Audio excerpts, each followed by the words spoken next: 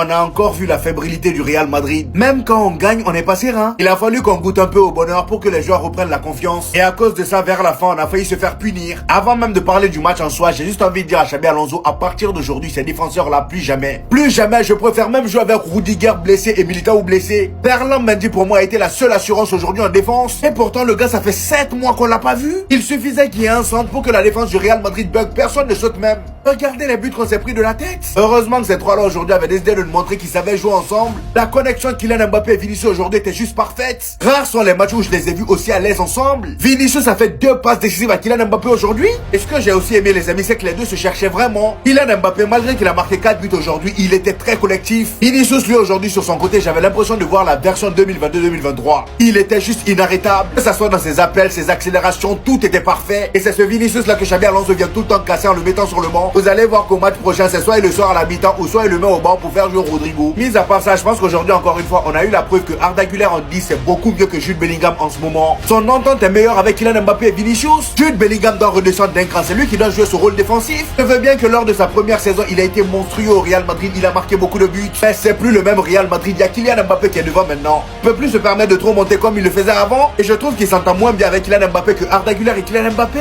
Par contre, Arda Güler, mon ami, il y a un truc que moi j'aime pas chez toi, il va falloir commencer à marquer. Je veux bien qu'il y ait une connexion entre toi et Kylian Mbappé, mais c'est pas tout le temps qu'il faut le chercher. Là, tu pouvais marquer. Vinicius a fait un très bon travail sur son côté. Il te fait la passe, t'es devant face au cage, j'avais personne. T'as juste à tirer pour que ça rentre. Non, il veut laisser la balle pour. Voilà, il veut faire la passe à Kylian Mbappé. Bien évidemment qu'il fait mal la passe. Kylian Mbappé rate l'occasion. Cela dit, très gros match de la part de Kylian Mbappé.